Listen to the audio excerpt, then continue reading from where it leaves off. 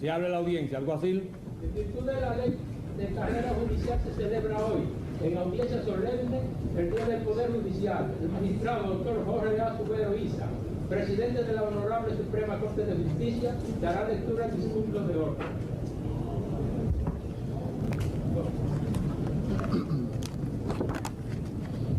Excelentísimo señor doctor Leonel Fernández Reina, presidente de la República, presidente del Consejo Nacional de la Magistratura y primer magistrado de la Nación. Señor magistrado procurador general de la República y demás representantes del Ministerio Público, señores invitados especiales, señores magistrados del orden judicial, señores abogados y abogadas, damas y caballeros. A diferencia del año pasado, hoy no nos reunimos en esta augusta sala con el propósito de reanudar las labores judiciales que legalmente se interrumpían por las vacaciones que se iniciaban el 24 de diciembre de cada año, pues esas labores siguieron desarrollándose normalmente en todo el territorio nacional, con lo cual la Suprema Corte de Justicia no solo cumple con el voto de la ley, sino que reafirma su criterio de que solamente con un tesonero esfuerzo y trabajo constante lograremos alcanzar las metas de un país mejor. Nos reunimos en audiencia solemne para conmemorar el Día del Poder Judicial, en cumplimiento de lo que dispone el párrafo del artículo 40 de la Ley de Carrera Judicial, y propicia la ocasión para que la sociedad dominicana juzgue la labor por nosotros realizada durante el pasado año. La grandeza de un país se mide por el grado de confianza que inspire su justicia. La justicia no tiene que ser simpática ni populista, basta con ser confiable e idónea, lo cual solamente puede lograrse cuando la sustentamos en sus propios valores éticos, como son, entre otros, la democracia, la independencia del Poder Judicial, la separación de los poderes, la inamovilidad de los jueces, el respeto al debido proceso. La confiabilidad e idoneidad de la justicia no solamente constituyen una garantía para el respeto de los derechos humanos, sino que influyen determinantemente sobre las decisiones de los agentes económicos, pues un país sin justicia es un país sin futuro económico, según lo expuso recientemente una institución dedicada al estudio de los fenómenos económicos, que concluyó un artículo periodístico con la exhortación a que todos los dominicanos deben apoyar el trabajo arduo que se está llevando a cabo en la Suprema Corte de Justicia, y las generaciones futuras estarán muy agradecidas, pues recibirán una República Dominicana más justa. Por años, los dominicanos hemos proclamado la pobreza de nuestra justicia. Sin embargo, nunca hemos sido tan pobres como en nuestro propio estado de ánimo. Como dice Eduardo Galeano, pobre, lo que se dice pobre son los que tienen piernas que se han olvidado de caminar, como las alas de las gallinas se han olvidado de volar. Todos nos hemos descuidado con la justicia y nunca le habíamos brindado el cuidado del buen padre de familia que ella merece. Fuente Ovejuna la mató. Corresponde a todos los dominicanos resucitarla, cuidarla y fortalecerla. El juez Stephen B. Breyer cita a George Washington diciendo que la verdadera administración de justicia es el pilar más fuerte del gobierno, y Alexander Hamilton afirmando que la administración ordinaria de la justicia criminal y civil contribuye más que cualquier otra circunstancia a grabar en las mentes de los pueblos el afecto,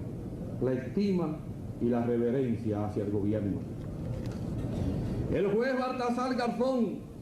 quien ha aumentado su fama al requerir extradición a un expresidente latinoamericano, dice en su prólogo para juristas,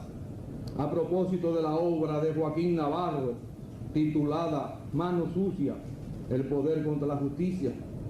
refiriéndose a aquellos que han resultado perjudicados, lo siguiente, cito: el juez, en el ejercicio independiente de su labor, ha de huir de esas voces de apoyo o de crítica,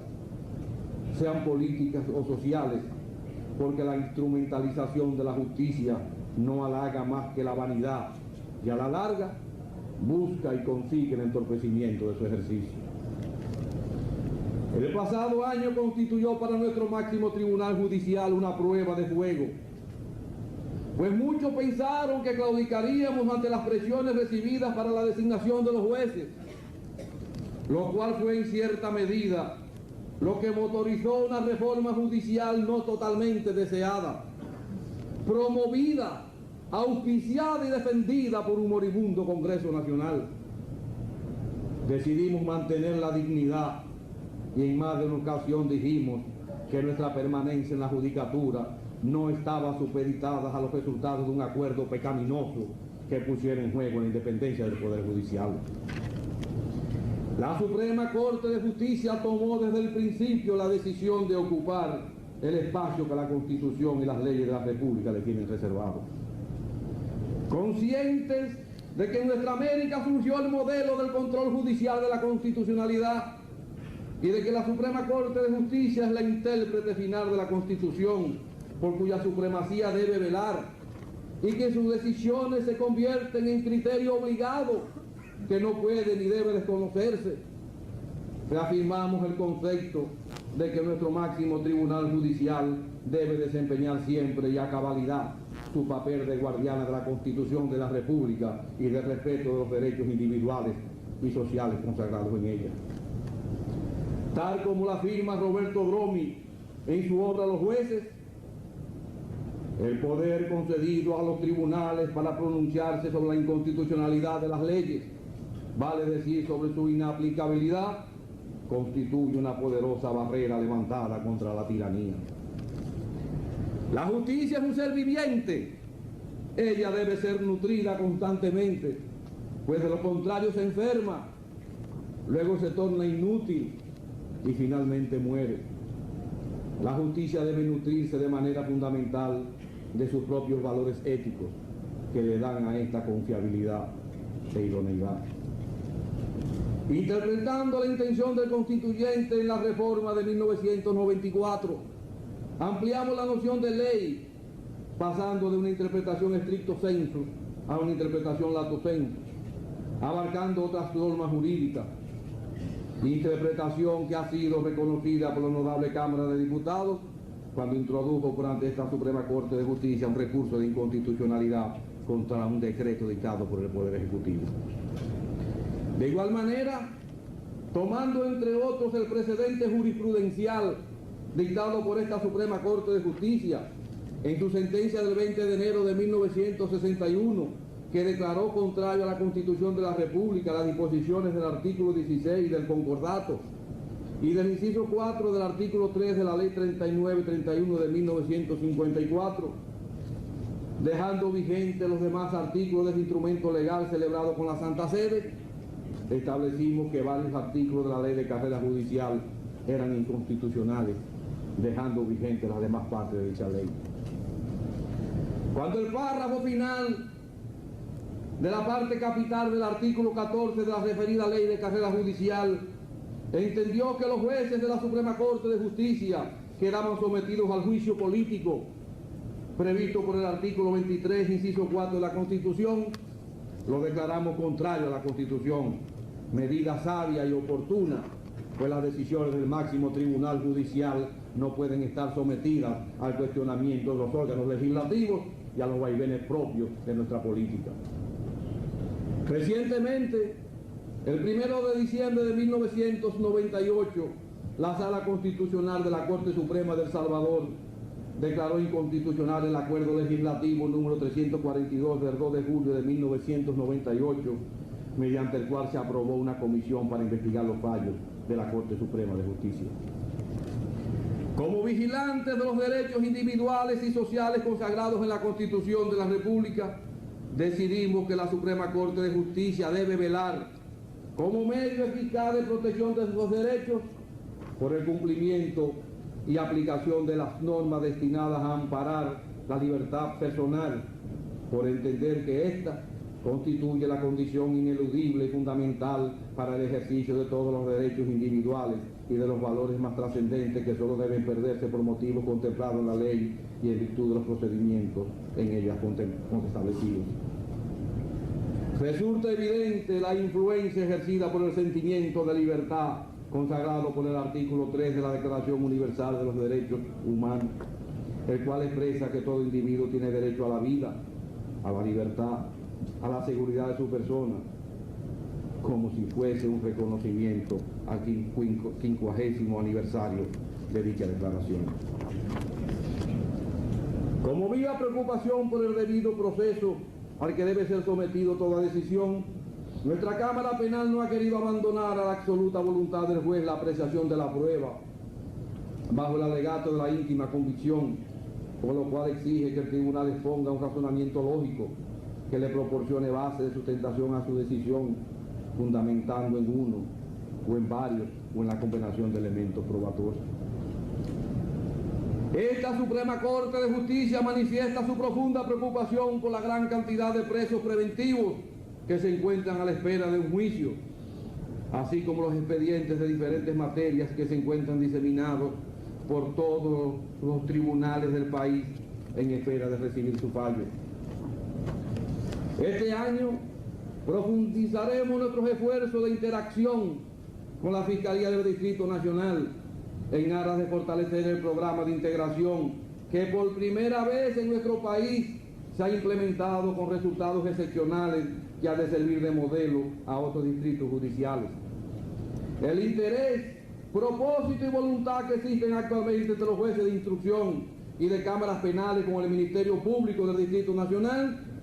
nos augura la implementación de mecanismos que redundarán en provecho de los justiciables. Como ejemplo de lo anterior, es oportuno señalar que el tiempo de duración de los procesos judiciales en instrucción se han reducido de 22 meses, promedio existente en 1990, a un 6.5 meses existente en el 1998. O el caso de los expedientes correccionales,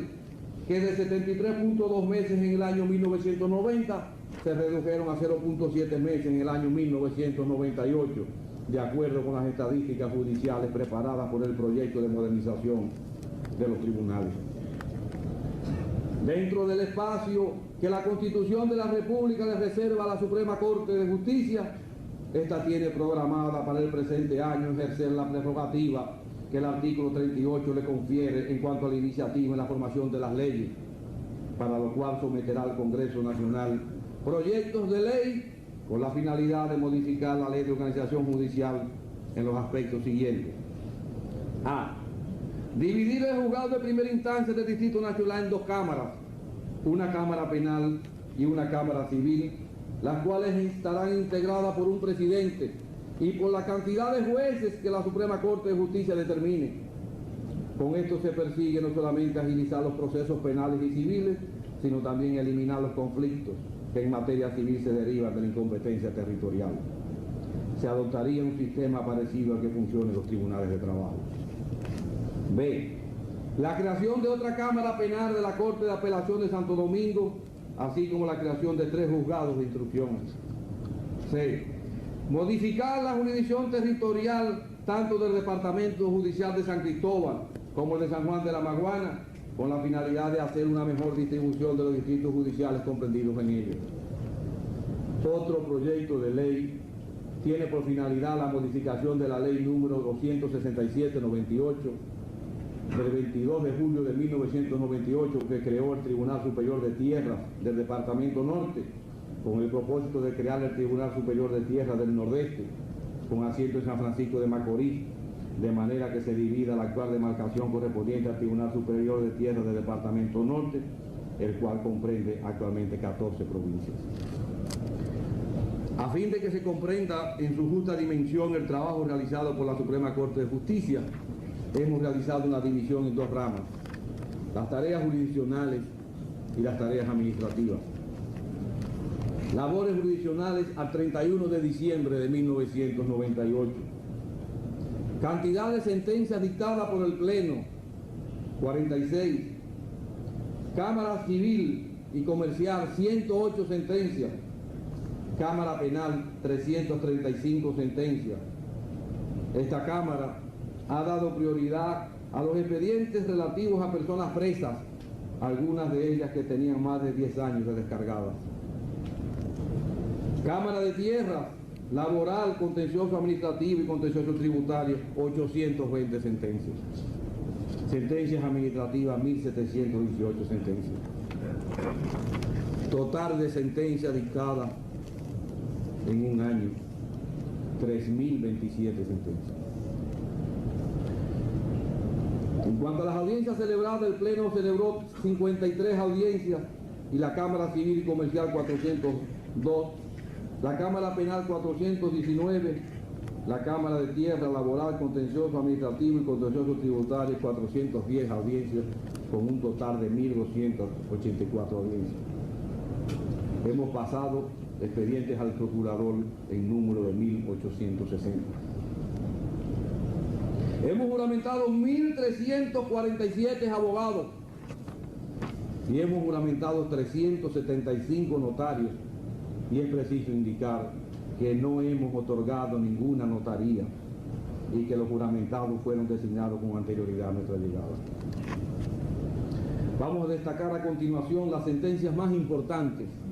dictadas por el Pleno en las diferentes cámaras de la Suprema Corte de Justicia durante el año 1998, haciendo abstracción de las sentencias contenidas en nuestra colección judicial Serie C, Jurisprudencia, volumen 1, que abarca los meses de agosto de 1997 a marzo de 1998, publicadas en ocasión de nuestro primer aniversario. En materia de acción civil, dijimos que toda vez que para ser sujeto de derechos se requiere tener una personalidad jurídica, lo que no sucede con una familia como tal, que de aceptarse tal constitución en parte civil en nombre de la totalidad de una familia, como es el caso, se estaría estimulando las demandas por concepto de daños y perjuicios, sobre todo basadas en casos relativos a accidentes de tránsito, cuando lo cierto es que solo los padres, los hijos y los cónyuges supervivientes pueden sustentarlo sin aportar las pruebas de los daños morales que el hecho ilícito les haya producido, lo que no sucede con las otras personas que tengan cualquier otro tipo de vínculo familiar, sanguíneo o por afinidad con las víctimas de un accidente, quienes están en la obligación de probar que existía entre ellos y el occiso dependencia económica o una comunidad afectiva tan real y profunda que permita a los jueces convencerse de que tales reclamantes han sufrido un perjuicio que amerita una condigna reparación, ya que el interés puramente afectivo no basta para justificar la indemnización. Que la solución contraria implicaría una multiplicidad de acciones derivadas de un accidente con víctimas mortales,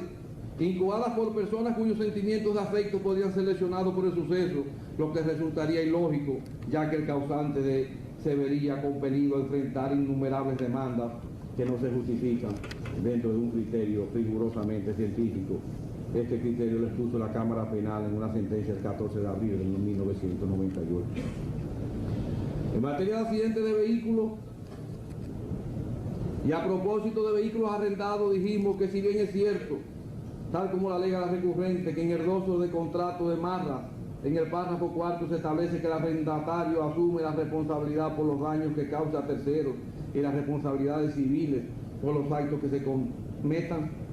no menos cierto es que de la economía del contrato se infiere que el propietario le impone una serie de condiciones y obligaciones al arrendatario, cuya inobservancia conduciría a la rescisión inmediata del mismo, lo que es revelador de que el propietario conserve el poder de control y dirección, jurídicamente hablando, sobre el vehículo, lo que no sucede en un arrendamiento ordinario, donde el propietario del bien arrendado se compromete a permitir el disfrute pleno del objeto por parte del arrendatario sin ninguna restricción. Además que los contratos de arrendamiento de vehículos que imponen las compañías que se dedican a este negocio son contratos de adhesión que no dejan nada al libre albedrío de los arrendatarios, lo que viene a confirmar lo sustentado anteriormente. Que en el caso del robo citado por el recurrente en su memorial como ejemplo de desplazamiento de la guarda. El propietario ni tiene el control material, ni le ha impuesto condiciones y obligaciones al tercero, al ladrón, por lo que no existe similitud en los casos. Y que por otra parte, el contrato de arrendamiento depositado en el expediente no tiene fecha cierta, puesto que no está registrado y por ende, conforme al artículo 1328 del Código Civil, no es oponible a los terceros. Una sentencia del 29 de septiembre de 1998 de la Cámara Penal. Sobre la indivisibilidad de la comitencia, dijimos que el recurrente alega, y es correcto, que la comitencia es indivisible, puesto que el poder de control y dirección ejercido sobre alguien no puede ser compartido por varias personas, sino que es uno el comitente. Que la circunstancia de que la póliza fuera emitida a favor de H no le daba calidad de comitente, lo que tampoco impedía que la sentencia fuera oponible a la aseguradora, en el entendido de que la misma amparaba el vehículo causante del accidente, que por tanto procede a casar la sentencia. Sobre alquileres de casas, dijimos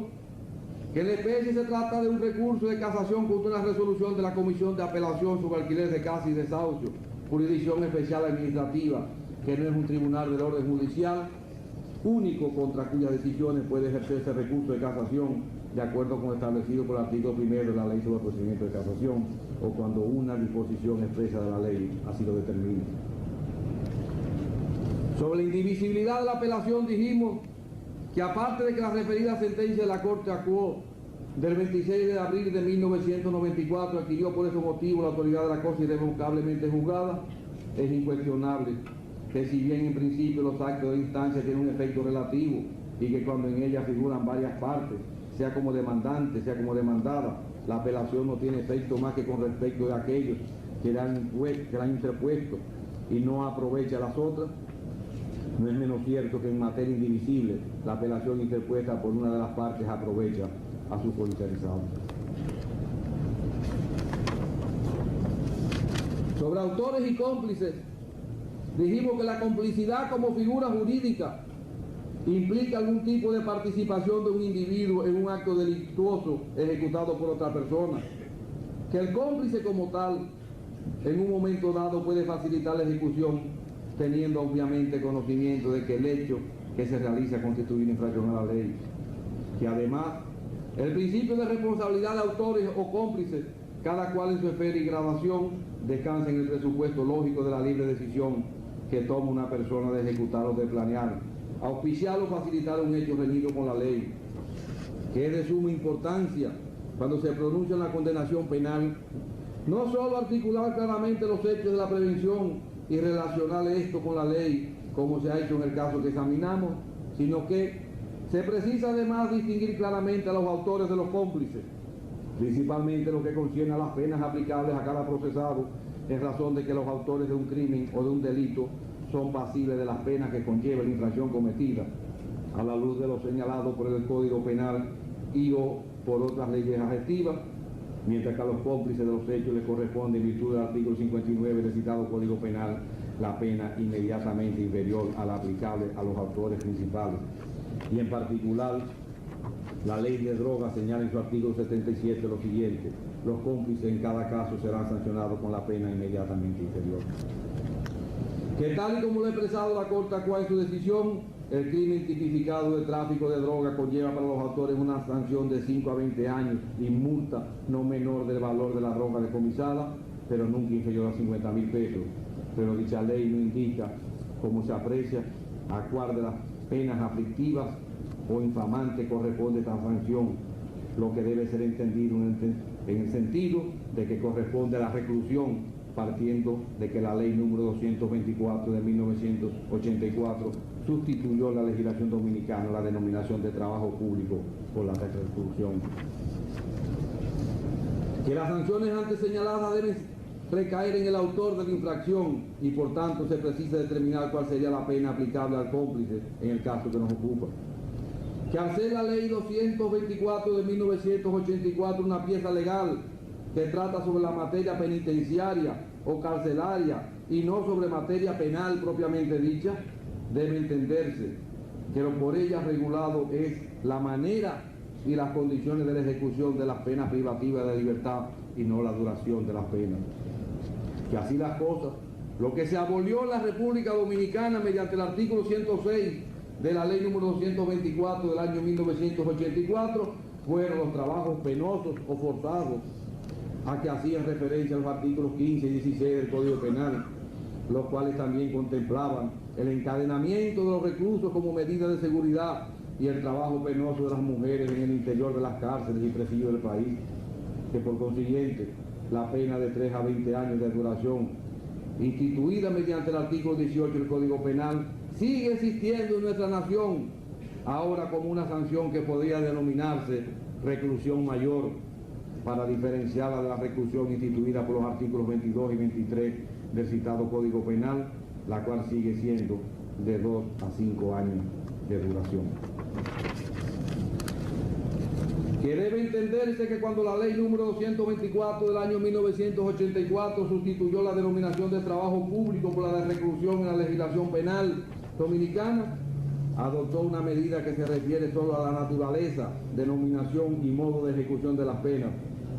Por consiguiente, cuando la Corte acordó condenar al acusado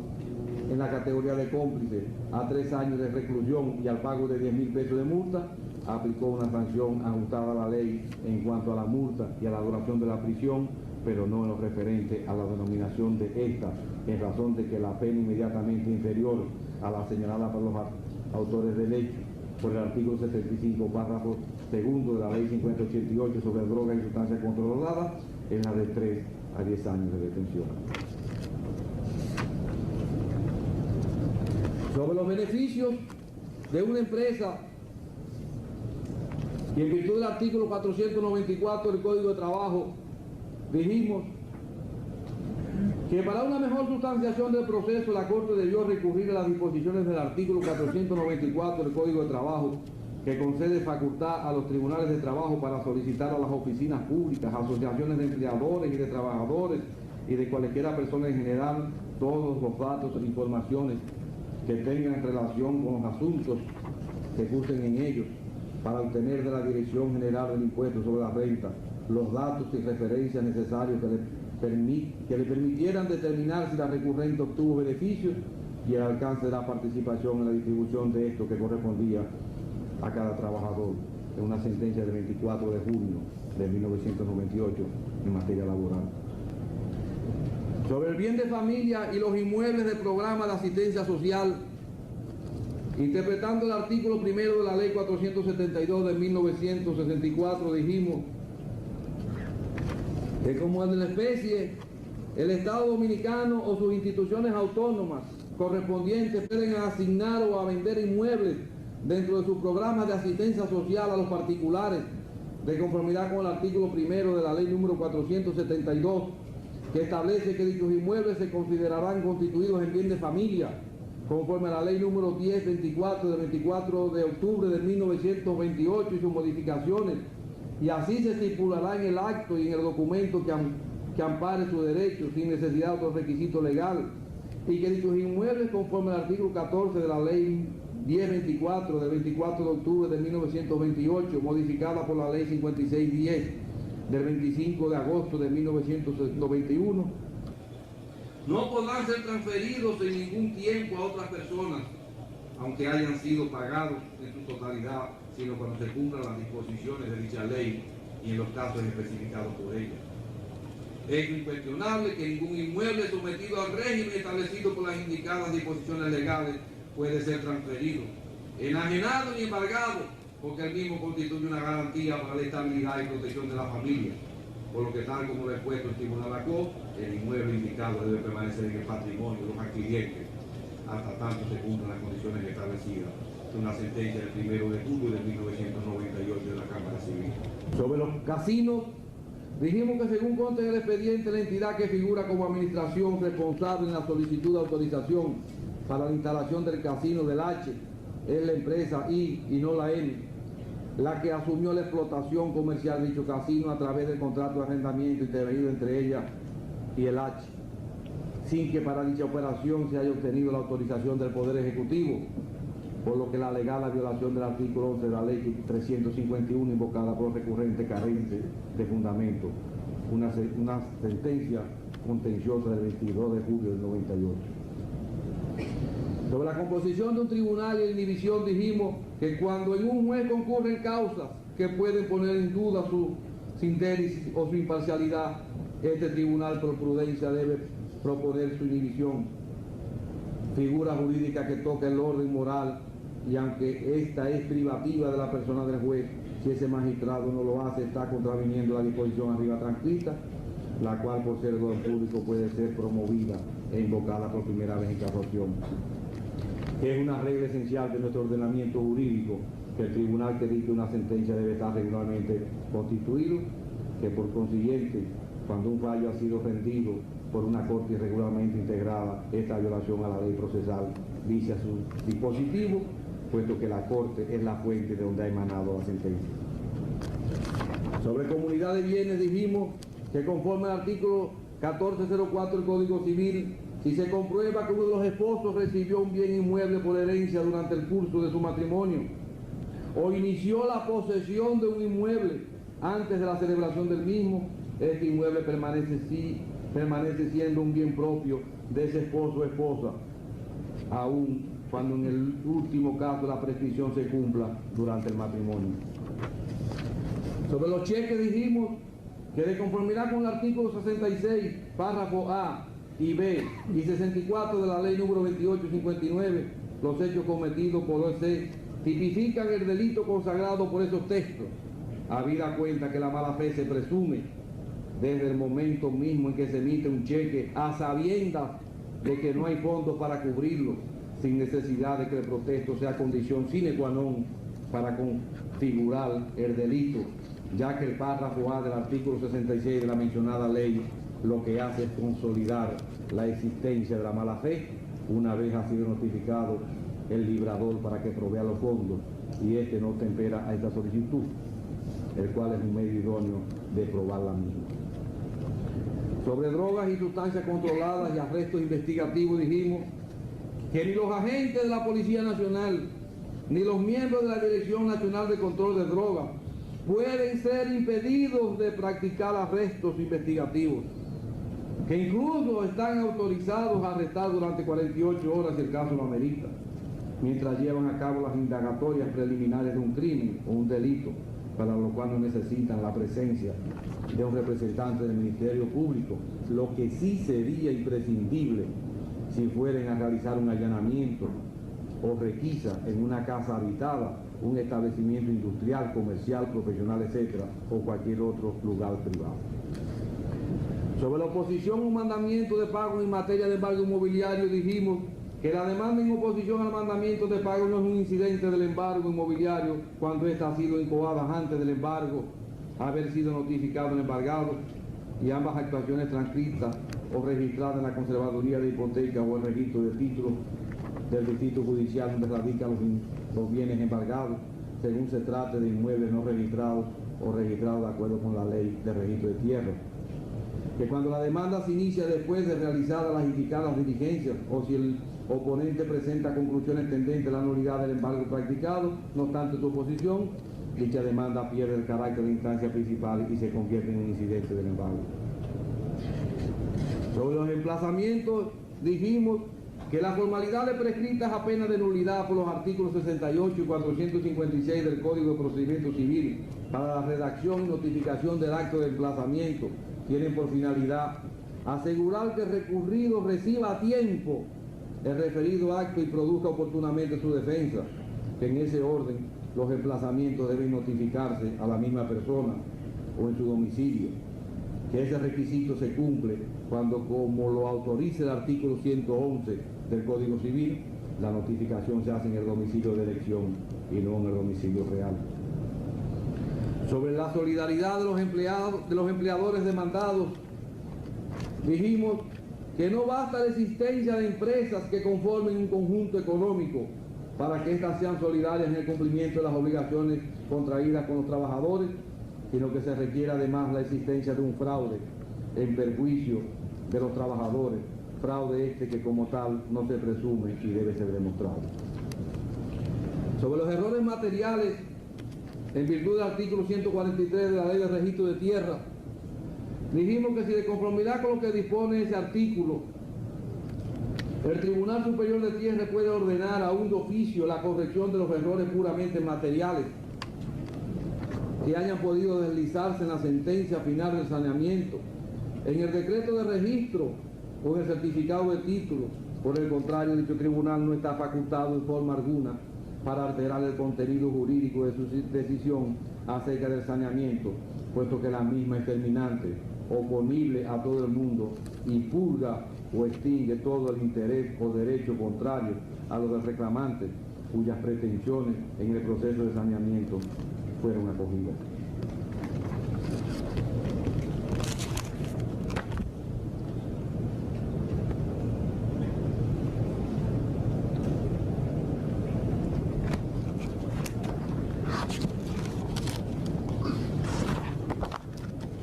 En materia de habeas corpus, sobre la admisibilidad de la acción, dijimos que la misma ley de habeas corpus manda que el juez de la causa debe examinar aún en caso de que haya orden de funcionario competente y de que figure en esa orden la indicación de la causa de la prisión, si existe la apariencia o la presunción de que contra la persona privada de su libertad aparecen indicios de culpabilidad en atención a la imputación que se le hace. Que contrario a como lo plantea el Ministerio Público, de que los impetrantes guardan prisión por orden de funcionario competente y que la decisión de instrucción tiene la autoridad de cosa juzgada, estas ordenanzas no tienen en todos los casos este carácter, debido a que esa decisión es dictada por el juez de instrucción o la Cámara de Calificación. Si viola la Constitución y las leyes, pueden ser atacadas por ante la jurisdicción de juicio cuando se conozca el fondo del proceso. Que ese criterio se sustenta además en que resulta posible en determinados casos ordenarse instrucciones suplementarias y aún variarse la calificación otorgada por la fase de instrucción en la jurisdicción de juicio, que en consecuencia se evidencia que no constituye obstáculo la resolución instruccional para conocer la acción de habeas corpus establecida en el artículo 8, párrafo segundo, letra G de la Constitución, que además esas decisiones de los jueces cuando actúan en Cámara de Calificación no son susceptibles de ningún recurso al tenor del artículo 127 del Código de Procedimiento Criminal reformado por la Ley 5155 del 26 de julio de 1959. Que al tenor de la Ley de habeas corpus, la inadmisibilidad de la acción solo puede prosperar en esta materia cuando existe una sentencia condenatoria que haya adquirido la autoridad de la cosa irrevocablemente juzgada o que el impetrante se encuentre en libertad. Y en este sentido, entre los fines esenciales del habeas corpus está evitar las arbitrariedades y acciones no legales de los funcionarios, así como salvaguardar sobre todo la libertad de los seres humanos, entendiéndose la misma como uno de los valores más trascendentes que solo debe perderse por motivos contemplados en la ley y en virtud de los procedimientos en ellas establecidos. La sentencia del Pleno del 11 de diciembre de 1998. Sobre la competencia en materia de habeas corpus dijimos, interpretando el artículo 25 de dicha ley, que la disposición de referido texto legal es justa y útil al tener por objeto garantizar al máximo el derecho del ciudadano de acudir a un juez o corte mediante un procedimiento sencillo y expeditivo para que se indague la causa de su prisión, con independencia de los procesos correccionales o criminales que se le sigan para determinar su culpabilidad o inocencia. Que la declinatoria por causa de seguridad pública solicitada a la Suprema Corte de Justicia en el caso de la especie por el representante del Ministerio Público ante la Corte de Apelación de San Cristóbal, de la que luego desistió, y que es el fundamento en que se apoya dicha Corte de Apelación, el aplazamiento de la solicitud de libramiento del mandamiento de habeas corpus, constituye a juicio de la Suprema Corte de Justicia el rehusamiento a que alude el recitado artículo 25 de la ley sobre habeas corpus, en cuyo ámbito se comprende tanto la negativa de librar el mandamiento como la de conocer el caso después de expedido aquí. En materia de patentes de invención, dijimos que la Corte también yerra al entender que la posibilidad de adquirir el referido producto en mercados internacionales le otorga a AEP el derecho de usarlo en la República Dominicana bajo el nombre de C, puesto que si bien es cierto que hay países que no reconocen ni admiten las patentes de invención en favor de quienes las han creado y por lo tanto se comercializan libremente esos productos en menosprecio de reglas internacionales. No menos es cierto que la República Dominicana no está entre ellos. Y si BAG registró y patentó su fórmula en la República Dominicana, solo ella y a quienes ella autorizara pueden hacer uso en el país de las mismas. Que aceptar lo contrario al criterio sustentado sería desconocer la garantía que el Estado dominicano debe a quienes han tenido la previsión de registrar o patentar el producto de su intelecto, acogiéndose a lo previsto por la Ley 4994 de 1911, ya que tácitamente se estaría derogando esa ley, lo que es inconcebible en el estado actual de nuestro derecho. Considerando que de todo lo anteriormente puesto se evidencia, tal y como lo sustenta la recurrente, que se ha violado el artículo 8, párrafo 14 de la Constitución Dominicana y el principio de la territorialidad de la ley. Sobre la petición de instancia en materia laboral dijimos que en esta materia no es necesario el Ministerio de Abogados, razón por la cual no se aplica la extensión del plazo previsto en el artículo 394 del Código de Procedimiento Civil para los casos en que haya una nueva constitución de abogados.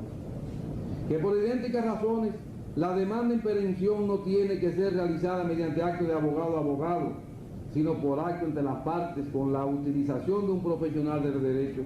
si la parte demandante lo considera pertinente, pero no por un imperativo de la ley. Una sentencia en materia laboral del 2 de diciembre de 1998. Una de las sentencias más importantes dictadas en este año por la Suprema Corte de Justicia es la relativa a la personalidad de las penas. Cuando dijimos que por otra parte el Procurador Fiscal del Distrito Nacional apoderó al juez de instrucción de la referida querella para que instruyera la sumaria correspondiente contra ellos en su calidad de ejecutivos de IC, ya que ciertamente una persona moral no puede ser perseguida penalmente, pero sí sus ejecutivos o representantes legales, pues lo contrario sería consagrar una impunidad irritante a favor de quienes se escudaran en las personas morales para cometer sus infracciones, por lo que procede rechazar los medios que se examinan. Sobre la probidad en materia laboral dijimos que para la falta de probidad y honradez que prescribe el inciso tercero del artículo 88 del Código de Trabajo sea una causal de despido, no es necesario que implique que el hecho que lo caracteriza genere un grave perjuicio económico a la empresa, pues lo que se sanciona el legislador es que con ella se quebranta la confianza que debe regir todo contrato de trabajo y sin la cual no es posible la continuación del mismo, por lo que ninguna acción u omisión que pueda constituir una falta de probidad puede considerarse irrelevante o de poca importancia. En materia de provocación, dijimos que para ser admitida la excusa legal de la provocación deben encontrarse reunidas las siguientes condiciones. Primero, que el ataque haya consistido necesariamente en violaciones físicas. Segundo, que esas violencias hayan sido ejercidas contra seres humanos. Tercero, que las violencias sean graves en términos de lesiones corporales severas o de apreciables daños psicológicos de los que se deriven considerablemente secuelas de naturaleza moral. Cuarto, que la acción provocadora y el crimen o el delito que es su consecuencia sean bastante próximos, que no hayan transcurrido entre ellos un tiempo suficiente para permitir a la reflexión y a la meditación serena y neutralizar los sentimientos de ira y de venganza, quedando la comprobación de la existencia de estas circunstancias a cargo de los jueces del fondo, en razón de ser materia de hecho, que esto debería apreciar soberanamente. La Cámara Penal, una sentencia del 20 de agosto de 1998. En materia laboral, sobre el artículo 54 del Código de Trabajo, dijimos que para que un acta escrita impida la admisión de un testimonio contra ella, al tenor del artículo 549, no basta que ésta sea un acta auténtica, sino que es necesario que la misma no haya sido objeto de contestación en el curso del proceso,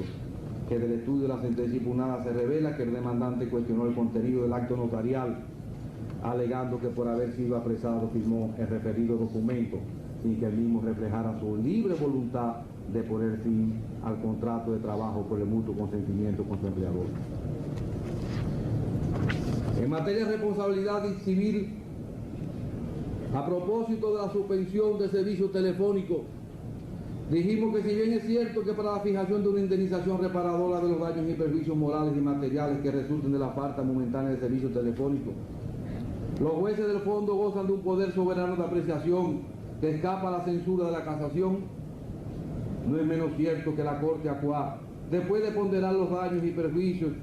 que alega haber sufrido el doctor W por la suspensión del servicio telefónico prestado por un BIPE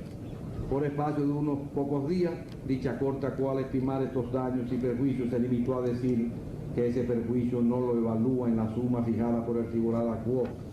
sino en la suma que más adelante se indicará en esta misma sentencia, que resultó ser de 100.000 pesos.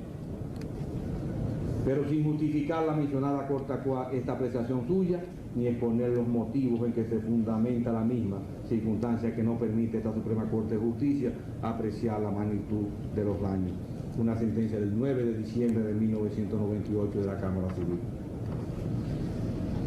A propósito también de responsabilidad civil, dijimos sobre el fundamento de las prescripciones particulares lo siguiente: que tratándose en el caso de una acción de responsabilidad civil fundamentada en la existencia de un hecho cuasi delictual de imprudencia o negligencia puesta a cargo de la recurrente, la misma está sometida a la corta prescripción de 6 meses prescrita por el artículo 2271 citado,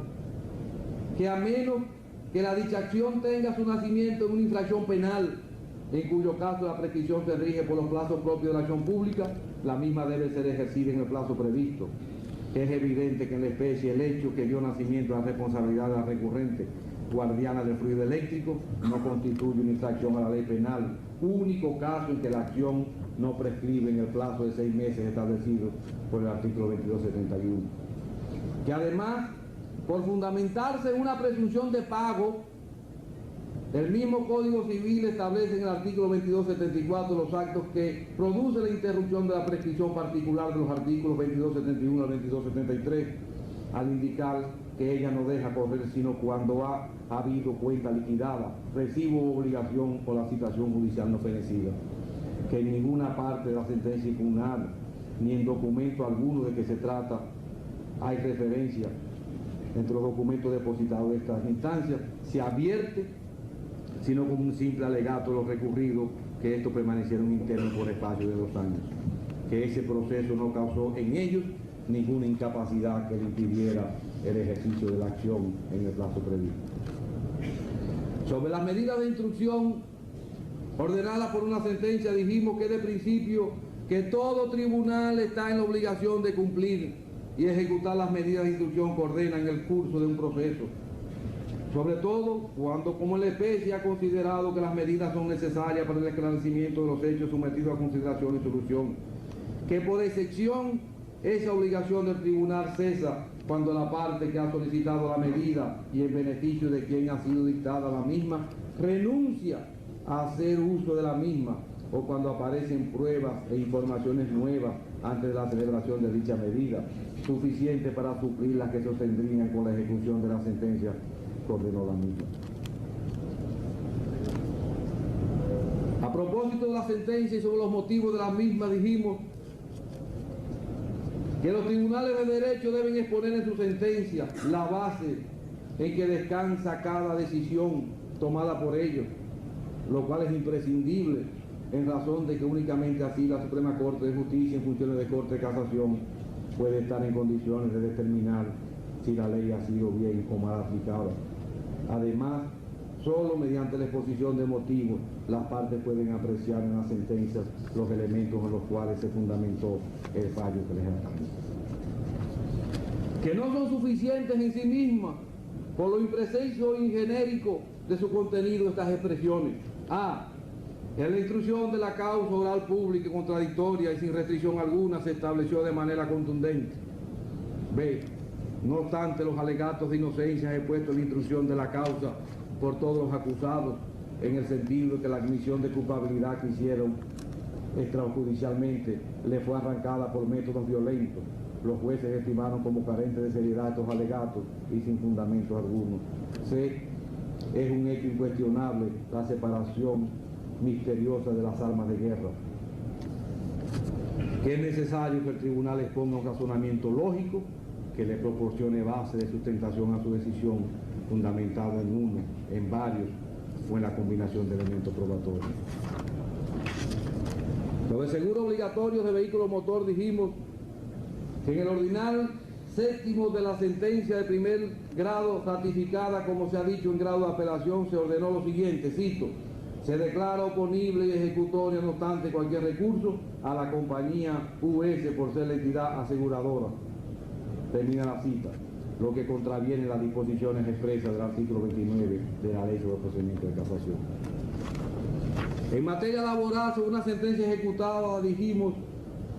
que la finalidad del artículo 539 del Código de Trabajo, al disponer que las sentencias de los juzgados de trabajo son ejecutorias después del tercer día de su notificación, salvo el depósito del ducto de las condenaciones por la parte que haya sucumbido, no es la de impedir la continuación de un proceso judicial, sino garantizar que al final del litigio la parte gananciosa esté en condiciones de acceder a sus acreencias sin necesidad de recurrir al proceso de ejecución forzosa. De ahí que el recurso de apelación recupere su efecto suspensivo tan pronto se consigne el ducto a reivindicado.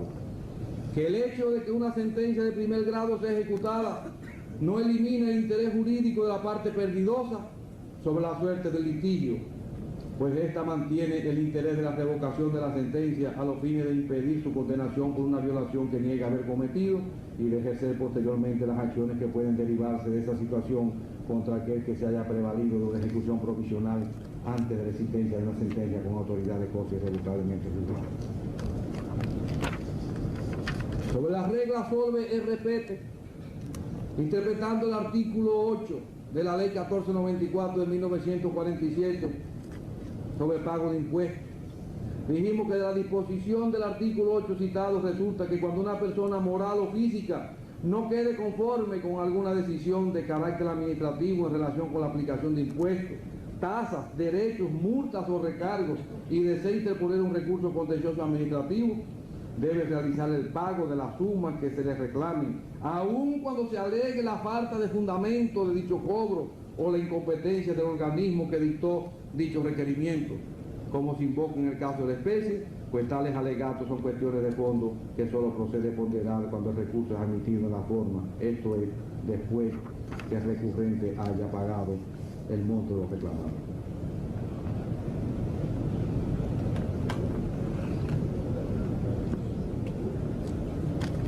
Labores administrativas.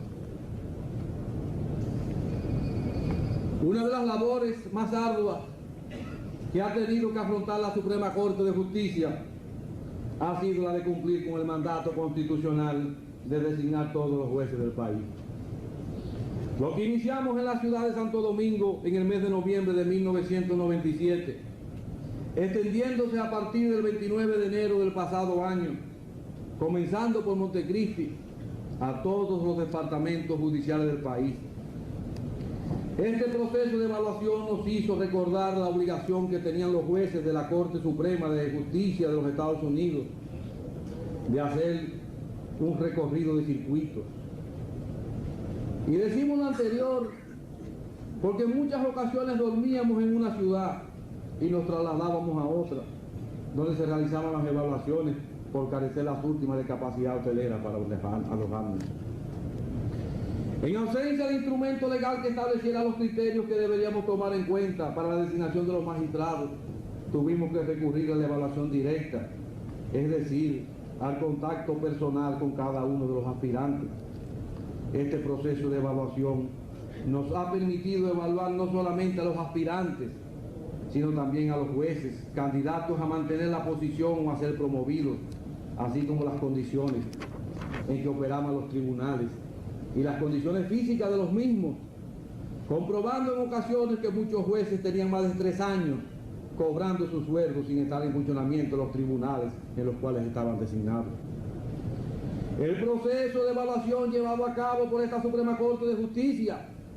cuyos métodos algunos cuestionaron, pero sin ofrecer una opción mejor, constituyó el más grande fenómeno masivo de capacitación y actualización jurídica que haya conocido en el mundo, pues obligó a jueces y aspirantes a recurrir a los textos de derecho para la evaluación y sobre todo, señores, someterse al escrutinio de la sociedad a la que pertenecen,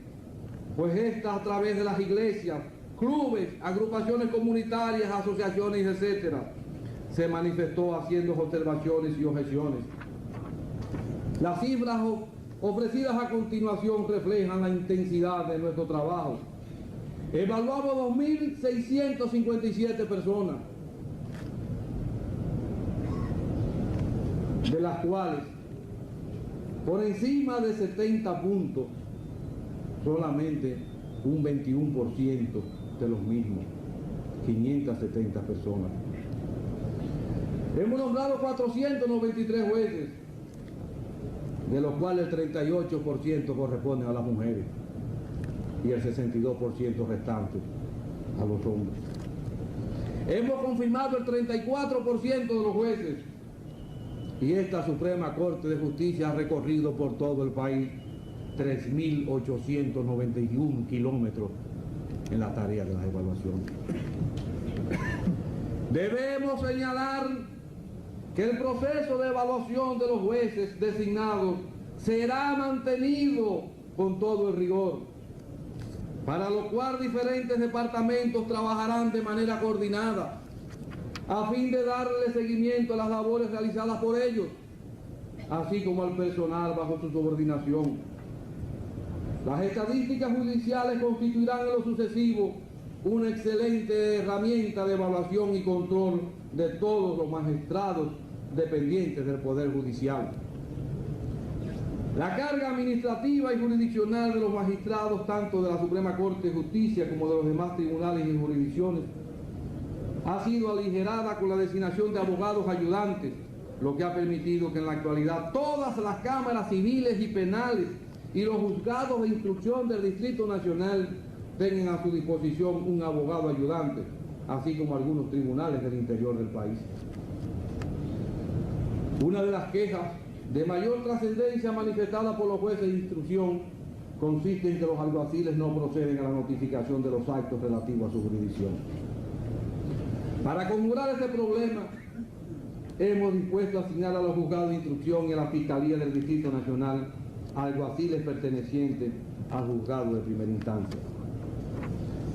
Hemos fortalecido el departamento de auditoría con la finalidad no solamente de auditar nuestras cuentas, sino también de mantener una estrecha vigilancia sobre el uso que los empleados judiciales receptores de dinero le dan a este. Pero al mismo tiempo, con la creación del Departamento de Inspectoría Judicial, se ha vuelto una práctica constante que denuncia seria. Los jueces, funcionarios, empleados, alguaciles y notarios son sometidos a un proceso de investigación. La intensidad con que esos dos departamentos han trabajado se ponen de manifiesto en la cifra siguiente, con un total de auditorías 3.248. Es conveniente agregar que el Departamento de Auditoría ha recibido instrucciones para que los secretarios y demás empleados de los tribunales se ajusten en cuanto al cobro de impuestos, honorarios, etcétera, a lo que dispone la ley, a fin de eliminar la odiosa práctica que se manifestaba mayormente en los juzgados de paz y hacer cobros indebidos. Hemos implementado 8 manuales e instructivos para el manejo y control de las operaciones administrativas. Cantidad de boletines judiciales y otras publicaciones. Los boletines judiciales de agosto del 97 a julio del 98. Y en el mes de julio, el boletín judicial de la Suprema Corte de Justicia constará de 3 volúmenes. Boletines de octubre, noviembre y diciembre de 1990 que estaban atrasados, al igual que los boletines de 1993. Boletines de años anteriores que no habían sido publicados y actualmente se están haciendo con los auspicios de la Universidad Iberoamericana, UNIBE, específicamente en los años 1995, 1996 y parte de 1997. Dentro de la publicación de la serie A, discursos y mensajes, la serie B, legislación, agosto 97 a marzo 98, la serie C, jurisprudencia, y serie D, historia, tomo 1 y tomo 2. En ocasión de celebrar el 154 aniversario de la Constitución, distribuimos el 6 de noviembre pasado 3.000 ejemplares de la misma. En este renglón de publicaciones llamo la atención la elaboración y difusión de un documental sobre el Poder Judicial titulado Historia de una institución, el cual estará disponible también en CD-ROOM.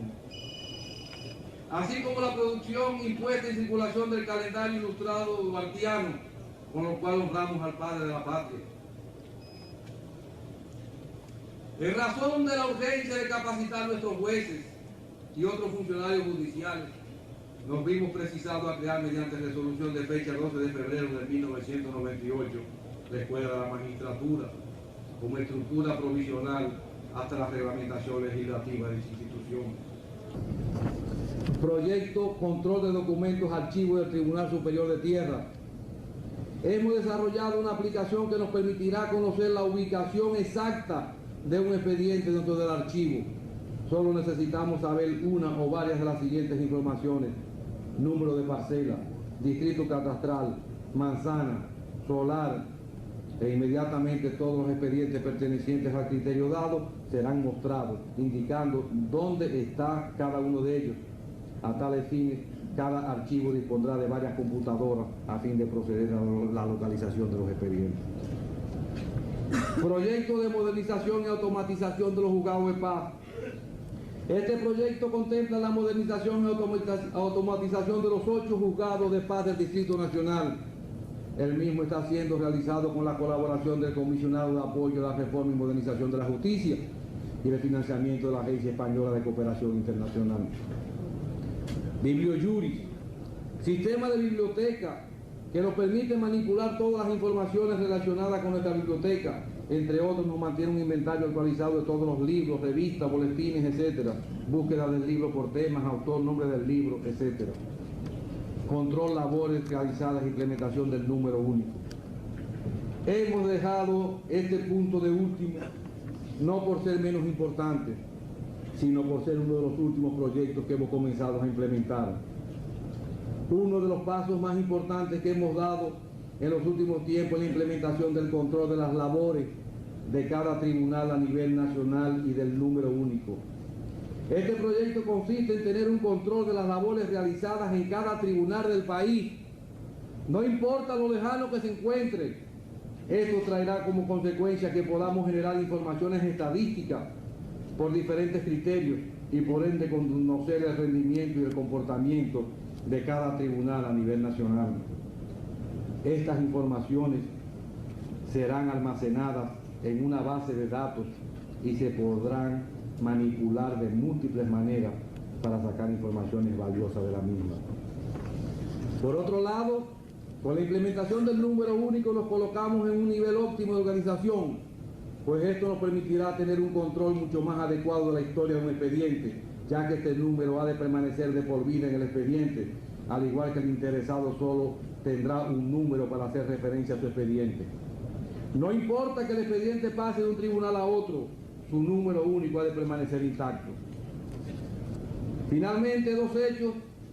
de suma importancia debemos resaltar. El primero, la exposición que hemos denominado Expojuris 99, la cual será celebrada en el lobby de la primera planta de este edificio desde el 11 al 15 de enero del presente año, en donde se expondrán los avances de los diferentes departamentos e instituciones ligadas al sector justicia, principalmente los avances tecnológicos y la modernización adquirida en este sector, la cual será institucionalizada a partir de la fecha. El segundo es la puesta en vigencia a partir del 1 de enero del presente año del plan de retiro, pensiones y jubilaciones para todos los funcionarios del Poder Judicial de conformidad con lo que establece la Constitución.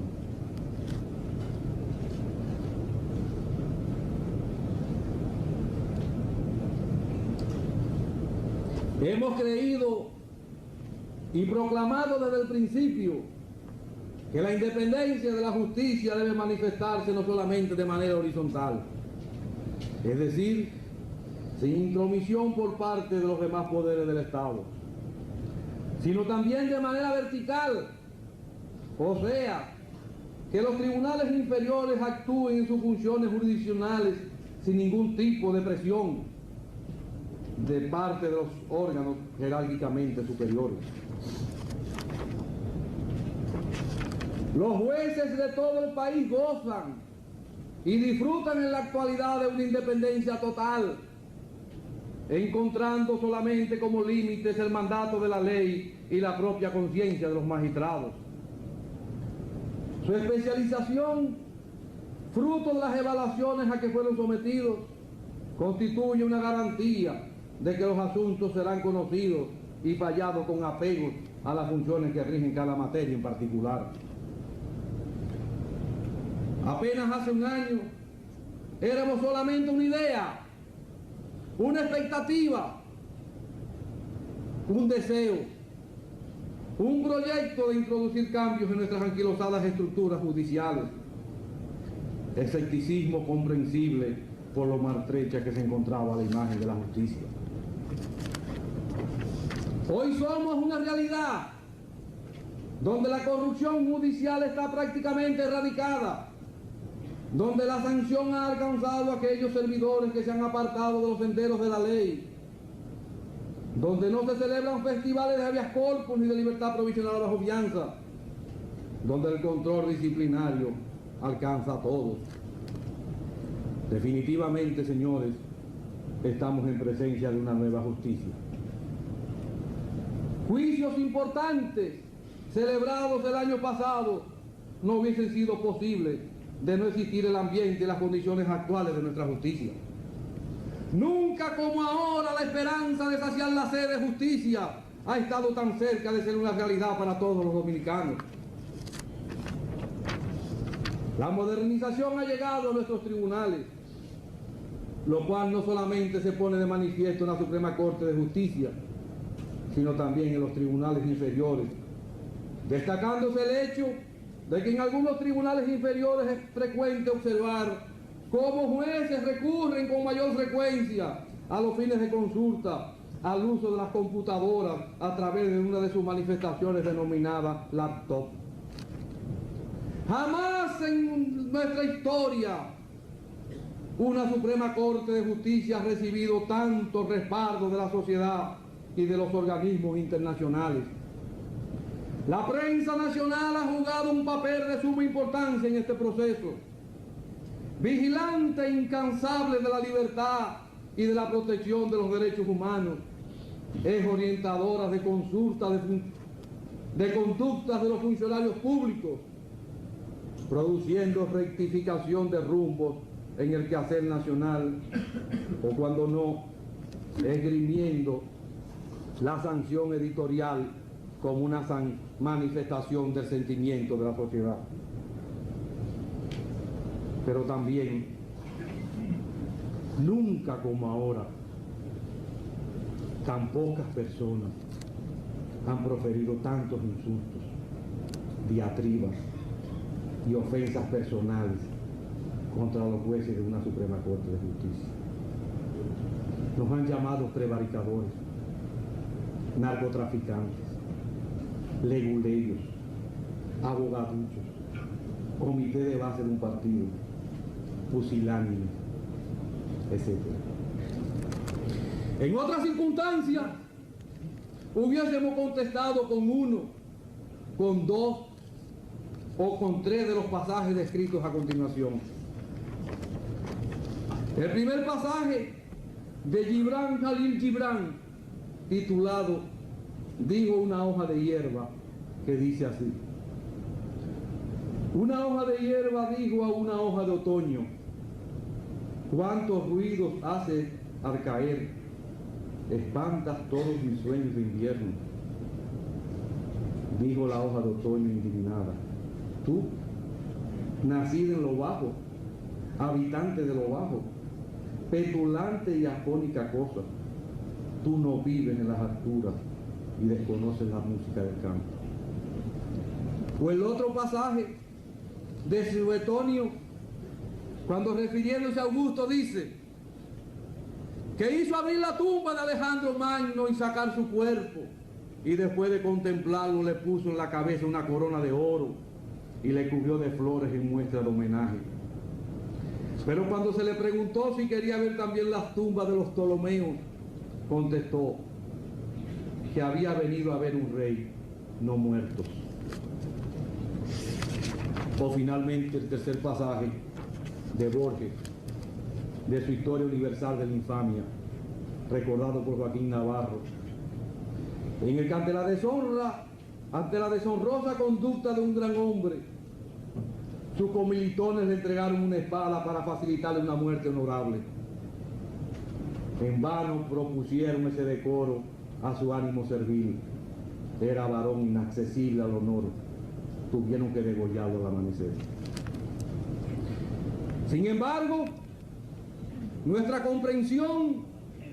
cuan piedra la lumbre, ha logrado borrar las huellas del desgarramiento que de nuestra moral los agravios nos han causado. Señor presidente, usted debe sentirse orgulloso de ser parte capital en la integración de esta Suprema Corte de Justicia.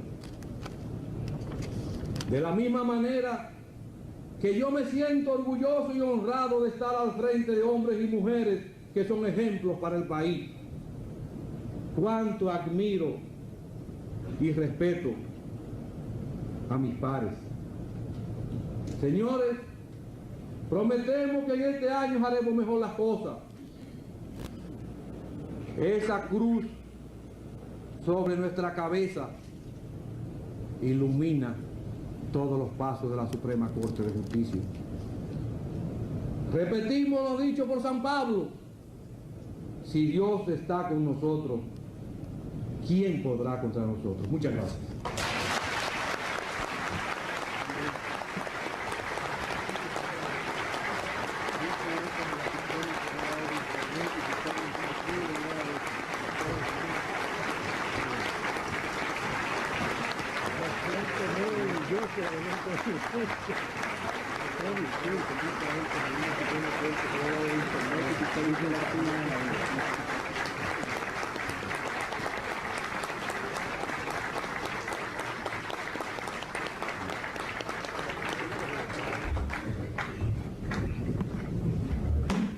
Se cierra la audiencia.